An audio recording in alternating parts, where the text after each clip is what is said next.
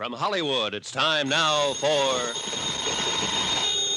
Johnny Dollar, answer it. Answer it!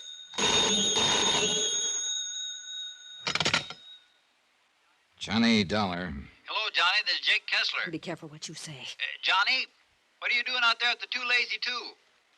Johnny! Talk to him, but be careful. Don't forget this gun. Why, Jake, what's on your mind? $3 million of insurance. Dora Haskell's filed a claim on the basis of accidental death. So unless you can come up pretty quick with proof the Haskell brothers were murdered... Jake, I have a funny feeling I'm looking at that proof right now. Careful. You mean there at the ranch? You still haven't told me what you're doing out there. Why don't you come out here and see, Jake?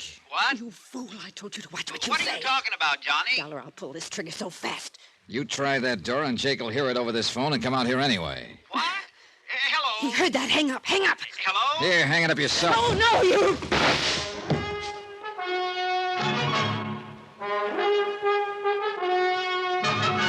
Tonight and every weekday night, Bob Bailey in the transcribed adventures of the man with the action-packed expense account, America's fabulous freelance insurance investigator. Yours truly, Johnny Dollar.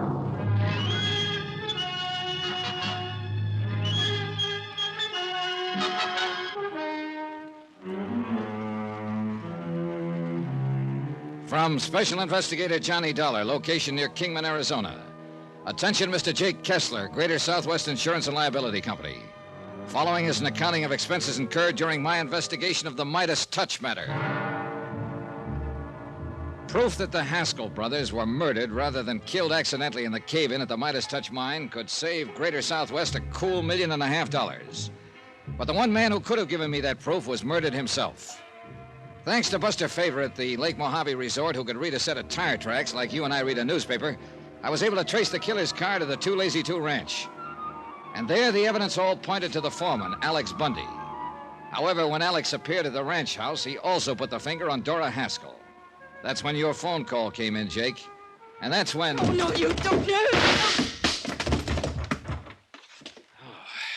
Thanks, Buster.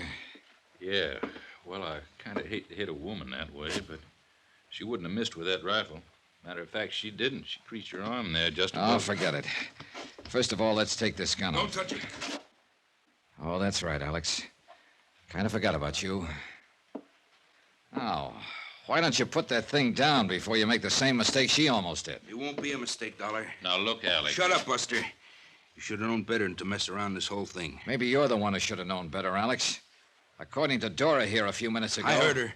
I heard from outside the window. Heard all of it. And she lied. Keep an eye on her, Buster. Yeah, sure. Just stay where you are. Stay away from that gun of hers, too. Look, Alex, why don't you just calm down? She and we'll- lied. She was the one who shot at you down at the lake, not me. But it was you who shot up old Hard Luck Dennis when he tried to talk to me. Sure I did. I had to. He was going to tell you it was me that caved in the Midas touch on the Haskell brothers. He did tell me. Sure, he was going to tell you. I know he was. And I had to stop him. Wouldn't you have stopped a man who was trying to put a noose around your neck? Will you listen to me? That's why I had to kill him there at the hospital when he was well enough to talk some more. He would have put the finger on me. I tell you, he already had put the Sure finger. he would. I know he would. And I had to stop him. But it wasn't my fault. It wasn't my fault, Dollar. She was lying to you. I heard her outside. I heard. She was trying to lay it all on me, but she's the one, not me. In spite of your murder of Hard Luck. I had to. Don't you understand me? I had to. Look, why don't you put down that gun and listen? She's the one all the way from the start. I'm not dumb, Dollar, but she was smarter than me, and she kept getting me in deeper and deeper. I'm a good ranch foreman, Dollar. See for yourself what I done for the Too Lazy Two. But this kind of thing I don't know about. So she got me in deeper and deeper right from the start. Just how did it start, Alex? I'll tell you. I'll tell you how it started. I got drunk one night over in Kingman. So I heard. Made a lot of foolish talk about wanting the Too Lazy Two for myself. Any foreman wants to have a big ranch of his own. Any of them. Ask him. You ask him. Isn't that true, Buster? You know. Alex, give me that. No, stay back. You stay back. I want him to know. I want him to know everything. She heard about what I'd said, understand? Then she came to me, sweet-talked me. Said I could own the Lazy Two. Along with her. Made it sound so wonderful, just me and her. But then when she started plotting how to get rid of her husband, well, she thought he was going to die when he came out here, but he didn't, see. So she started plotting how to get rid of him. And I was scared about that. But she told me I was already in it on account of I knew about it, so I better help her. So what else could I do? And all the time she kept me thinking how wonderful it would be, just me and her. Do you know what that means to a man, Mr. Dollar? Well, I can... So I helped her with the boat. You know the time, Buster. You mean when the Haskell sank during the windstorm out on the lake? Yeah, because I fixed the boat. I took out the flotation tanks and weakened the transom, so any kind of strain it would sink, and it did. Brother, you're in so deep. But you went after him. You saved him, didn't you, Buster? Yeah, I guess I did. So, but then I wasn't too deep, you see? You understand? Yeah, Alex, I understand. And I'm afraid that you're... Then she thought of the mine. She made me tell old Hard Luck to take him out to the Midas touch because he thought there was still gold in it. Johnny, did Hard Luck tell you that Dora got him started on that pitch? No, but he would have. That's why I had to kill him. Because he would have blamed her. And then she would have blamed me, the way she did you just now, don't you see? All she was doing was using me. You didn't come out here looking for her. You were looking for me, weren't you? Yeah, Alex, I guess we were. And if there'd been a fight, if I tried to gun you down, she would have killed me. Then she would have been in the clear, don't you see? She would have killed me the way she made me kill Hard Luck. It took you a long, long time to realize it, didn't it, Alex? There were a lot of things you didn't realize. But what's done is done, and you can't ever change it. You're in so deep there's no way out for you now. And you know it, Alex. But you're not going to make things any easier for yourself. No, get back, I tell you. I'm in so deep I can't get in any deeper. That's what you really mean, isn't it? So my only chance is to kill you and try to get away with it. Alex, now, listen. Look, boy. But before I try it, I'm going to kill her. I'm going to kill her because of what she's done to me. Listen, you crazy mixed-up guy. Sure. Maybe I am crazy. Maybe I've been crazy all along, but I'm going to kill her. You hear me? I'm going to kill her now. Oh, no, you're not... Dora! Grab her gun, Buster. Look out, Johnny! Okay, Alex. Okay, you've done it. Added one more murder to your list. And I'm glad. I'm glad I did it. Then put that gun down and listen to me. I'm gone. If you try to follow me, I'll kill you, too. Come on, Johnny. I've got her gun. No good. It's jammed. That's why she couldn't pull it on him. Is she dead? Yeah. We can't just let him get away. Here, Buster, while I make a phone call, see if you can find a gun for yourself and some ammunition. You sure she's dead? Yes. Hello, operator. Couple of 38 handguns here, Johnny. And find some ammo. Operator. Operator, get me Kingman 19970, emergency. All set with his sidearm, Johnny. You want a rifle or do you... Jake, Alex Bundy has killed Dora Haskell and headed for parts unknown. Yeah, that's right. Call Ted Harding at headquarters. Have him put a roadblock on every highway leading from this ranch. Be sure there's a block at Davis Dam so he can't cross over into Nevada. Yes, that's right. He can phone him down. By the time I hung up, Buster had my rented car started and waiting, so he took off on the main road leading from the ranch. We could still see the dust left by Alex Bundy in the Jeep. Could see that when he swung onto the highway, he'd turned right toward Lake Mojave. We saw no dust on any of the side roads, so we kept on going down toward Davis Dam, hoping that by the time he could get there, the roadblock would be set up. We'll be able to see you when we get to the top of this hill, Johnny. Good. Yeah. There, you see him? Cars across the road over the dam. That means he will have seen them. And there's only one place he could go. Lake Mojave Resort. Right. 10 is just up ahead. All right, we'll take it on 2 wheels. Glad we aren't having to track him this time. Huh? Wind's coming up. See the dust blowing off the mesas up the east Yeah. end? When that east wind comes up, it comes up fast. All right, hang on. Here's our turn. Buster was right. By the time we got down to the dock at Lake Mojave, the wind was blowing a gale. The Jeep we'd been chasing was parked next to the tackle shop and no sign of Alex Bundy. We learned the reason from Ham Pratt, general manager of the resort. Hey, Johnny, Buster, what's going on here? Plenty, Ham. Listen, Ham, did you see where... Alex Bundy came down the road like a bat out of Hades a couple of minutes ago. Where'd he go? Jumped out of his Jeep waving a rifle, tore down to the dock, and took off in his outboard runabout. Got a boat for us, Buster? Yeah, sure have. Come on. You want me along? No, 2 of us is better, Ham. We'll need all the speed we can get out on that lake. You're right. That boat of Alex's is the fastest one of the lot. 2 30-horsepower Johnsons. Here we are.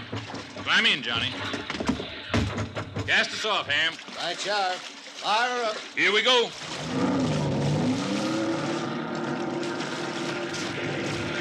Boy, this wind is really coming up. Sure is. We're gonna have us a rough ride. Where would he head? Cottonwood Landing, about 20 miles up, or even Nelson's Landing if he has enough gas. Either way, he'd get over into Nevada. All I hope is he's having as rough a time of it as we are. Don't worry, he is. That boat of his is fast, but not as seaworthy as this. Hang on. Out here in the middle is where we'll really get this wind. And we did. And unlike salt water where the wind builds up long swells that you have a chance of riding over, this lake developed a chop. Waves only 3 or 4 feet high, but one on top of the other. With a less skillful hand than Buster's at the wheel, we would have swamped in a minute. As it was, we were both soaking wet and hanging on for dear life as the little outboard pounced and bounded along. Look, Johnny, dead ahead. Yeah, I see him. Hey, he's making an awful lot of speed. Too much speed for that hull of his in this kind of weather. He'll pound the bottom out of it. What do you think you're doing to this boat? This'll hold together all right. It was a mad chase, a crazy one. And then I noticed that we were slowly but surely gaining on Alex. I knew he couldn't take it in that hull. See? He's had to slow down. Gradually, the distance between us grew shorter, 200 yards, 100. At least he'd never be able to aim his rifle in a sea like this. At least until we got right on top of him. Keep your gun on him, Johnny. It's going to be rough trying to lash onto him in this chop. Okay. When you pull us alongside him. Then it happened. As we came up on him, Alex suddenly swung his boat straight in at us and gunned his 2 motors wide open. Hey! Look out!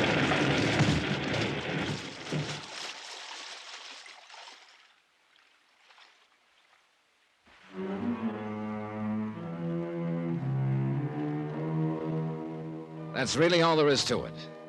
Oh, except that Ham Pratt, bless his heart, had followed us with an outboard cruiser and picked us up. Alex, well, the shock of crashing into us must have wedged him into his boat. And with the bottom of it torn out, it sank like a rock, and he went along with it. Expense account total, including transportation back to Hartford, $978.35. Remarks? There was no question, of course, but that the Haskell brothers had been murdered. No double indemnity. And Dora's little scheme to collect a cool $3 million, well, it got her exactly what she deserved. Won't people like that ever learn? Yours truly, Johnny Dollar.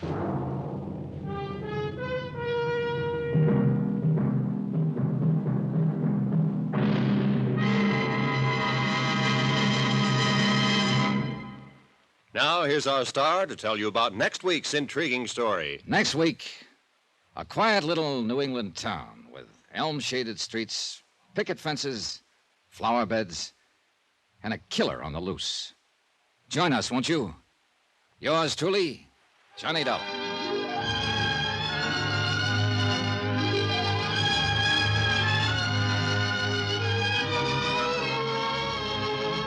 Yours truly, Johnny Dollar, starring Bob Bailey, is transcribed in Hollywood. It is produced and directed by Jack Johnstone, who also wrote this week's story.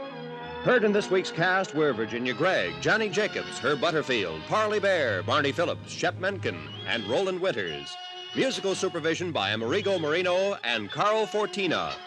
Be sure to join us on Monday night, same time and station, for another exciting story of yours truly, Johnny Dollar. Roy Rowan speaking.